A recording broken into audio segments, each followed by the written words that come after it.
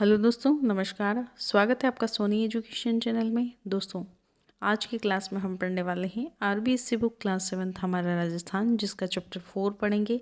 3 chapter complete हो चुके हैं, वीडियो अपलोड कर दी गई है और उसकी प्लेलिस्ट भी बनी हुई है। अगर आपने नहीं देखी है तो चैनल पर जाकर देख सकते हैं। दोस्तों, आज जो हम चैप्टर पढ़ेंगे उसमें भी हम वन लाइनर क्वेश्चन ही करेंगे। और अगर आप मेरे चैनल से नए जुड़े हैं और नए हैं तो चैनल को सब्सक्राइब कर लीजिएगा ताकि आपको समय पर नोटिफिकेशन मिल सके। साथ ही वीडियो अच्छी लगे तो लाइक शेयर कमेंट ज़रूर कीजिएगा। तो स्टार्ट करते हैं हम अध्याय 4, राजस्थान में कृषि विपणन। पहला प्रश्न है, वह बाजार जहां कृषि उपज को खरीदा और बेचा जाता है उसे क्या कहते हैं।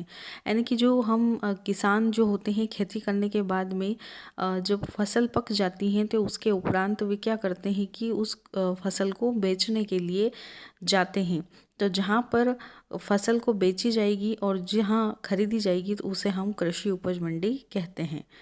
नेक्स्ट है, किन बाजारों के माध्यम से किसानों को अपनी उपज का उचित मूल्य दिलाने का प्रयास किया जाता है।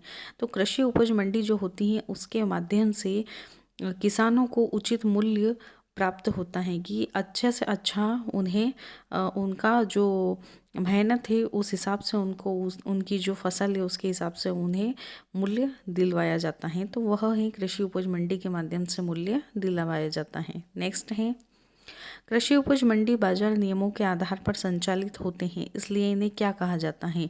तो इन्हें विनियमित बाजार कहा जाता है। कृषि उपज मंडी को विनियमित बाजार कहा जाता है क्योंकि इसमें क्या किया जाता है, नियमों के आधार पर यह संचालित होता है। नेक्स्ट है, कृषि उपज मंडी बाजार का विनियम किस समिति द्वारा किया जाता है। तो कृषि उपज मंडी जो होती है उसमें जो बाजार के जो नियम बनाए जाते हैं उसमें ये सब सारी चीज़ें जो नियम बनाई जाती हैं यह किसके द्वारा होती हैं, तो यह विपणन बाजार समिति के माध्यम से होता है। नेक्स्ट है, मंडियों की स्थापना तथा विकास के लिए राजस्थान में राज्य विपणन बोर्ड की स्थापना कब हुई थी।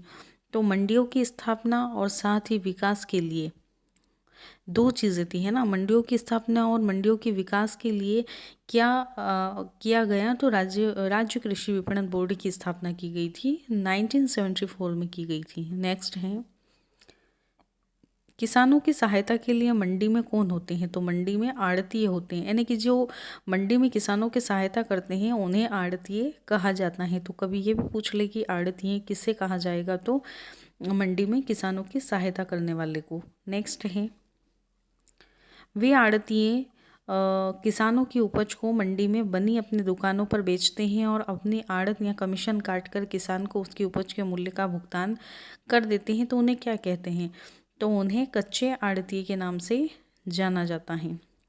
एक बार और हम इसको वापस से क्वेश्चन देख लेते हैं कि वे आड़तीय किसानों की उपज को मंडी में बनी अपनी दुकानों पर बेचते हैं और उनका जो कमीशन होता है वे काट लेते हैं और उनके जो उपज होती है उचित मूल्य होता है उसका वे भुगतान, यानी कि कमीशन काट कर वे उचित मूल्य का भुगतान करते हैं।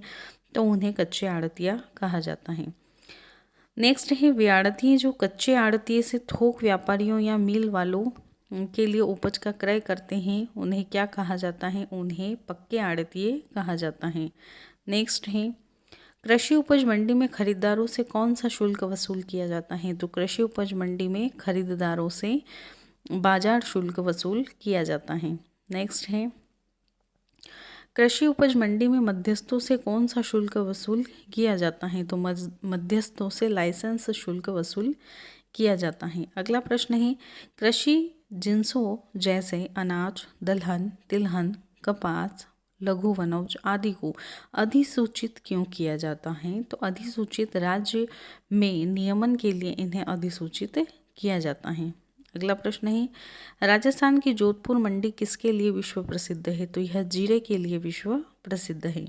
नेक्स्ट है, राजस्थान की कोटा से रामगंज मंडी किसके लिए प्रसिद्ध है। तो यह धनिया तथा मेथी के लिए राजस्थान की कोटा मंडी विश्व प्रसिद्ध है। अगला प्रश्न है, कृषि उपज मंडी में किसान को क्रेता नहीं मिलते हैं तथा तब उनकी फसल को किसके द्वारा खरीदा जाता है। अगर कृषि उपज मंडी में जब खरीदार अगर उन्हें नहीं, क्रेता का मतलब खरीदार होता है, तो अगर खरीदार नहीं मिलते हैं तो उनकी जो फसल होती है उसे सरकार द्वारा न्यूनतम समर्थन मूल्य पर खरीदा जाता है। अगला प्रश्न है, वे सभी गतिविधियां या सेवाएं जो कृषि उपज को खेत से लेकर उपभोक्ता तक पहुंचाने में करनी पड़ती हैं, वे सभी कृषि विपणन के अंतर्गत आती हैं। अगला प्रश्न है, कौन किसानों की कृषि उपज के भंडारण और विक्रय के लिए चुने हुए कृषकों की सरकार द्वारा वित्त पोषित स्वायत्तशासी समिति हैं, जो बिचौलियों के शोषण से किसान को बचाते हुए तोल और मोल दोनों का किसान हित में ध्यान रखती हैं। तो कृषि उपज जो मंडी होती है वह किसानों की कृषि उपज का जो भंडारण और विक्रय के लिए चुने हुए कृषकों की सरकार द्वारा वित्त पोषित स्वायत्तशासी एक समिति है, जो बिचौलियों के यानी कि शोषण से किसान को, यानी कि किसान का शोषण न हो और इससे बचाने के लिए तोल और मोल दोनों का किसान हित में ध्यान रखती हैं। अगला प्रश्न है, गरीबों को उचित मूल्य पर अनाज उपलब्ध करवाना किसके अंतर्गत आता है। तो सार्वजनिक वितरण प्रणाली के अंतर्गत आता है, जिस सार्वजनिक वितरण प्रणाली में गरीबों को उचित मूल्य पर अनाज उपलब्ध करवाया जाता है। अगला है, चावल, मिट्टी का तेल, गेहूं आदि आवश्यक वस्तुओं का नियंत्रण या उचित कीमतों पर आम आदमी को उपलब्ध करवाता है। तो उचित मूल्य की दुकान जो होती हैं वह चावल, मिट्टी का तेल, गेहूं और अन्य आदि आवश्यक वस्तुएं जो होती हैं वह सभी उचित मूल्य पर आम आदमी को उपलब्ध करवाई जाती हैं।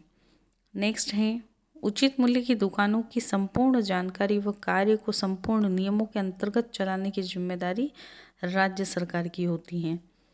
नेक्स्ट है, उचित मूल्य की दुकान पर उपभोक्ताओं को किस मशीन द्वारा बायोमेट्रिक सत्यापन के उपरांत राशन सामग्री का वितरण किया जाता है। तो पॉइंट ऑफ सेल यानी कि POS कहा जाता है। ये जो मशीन होती हैं, इस मशीन के माध्यम से बायोमेट्रिक सत्यापन किया जाता है और उसके बाद में उपभोक्ताओं को राशन दिया जाता है। नेक्स्ट है, वस्तुओं का क्रय विक्रय करना क्या कहलाता है। तो विपणन कहलाता है।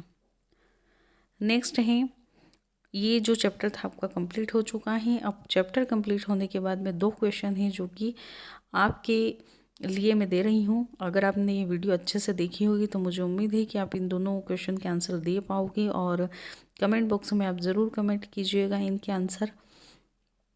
तो प्रश्न है कि कृषि विपणन बोर्ड मदद करता है किसान की, शिक्षक की, विद्यार्थी की या पशुपालक की। इसमें से आपको आंसर देना है कि इसका करेक्ट आंसर क्या होगा। क्वेश्चन नंबर 2 है, कृषि उपज मंडी में मध्यस्थों से क्या वसूला जाता है। बाजार शुल्क, लाइसेंस शुल्क, सेवा शुल्क या परीक्षा शुल्क। इसका आंसर आपको देना है। कमेंट बॉक्स में कमेंट कीजिएगा। वीडियो अच्छी लगी हो तो लाइक शेयर कमेंट ज़रूर कीजिएगा। ज़्यादा से ज़्यादा शेयर कीजिए। सब्सक्राइब नहीं किया है तो कर लीजिए ताकि आपको नोटिफिकेशन मिल सके। धन्यवाद।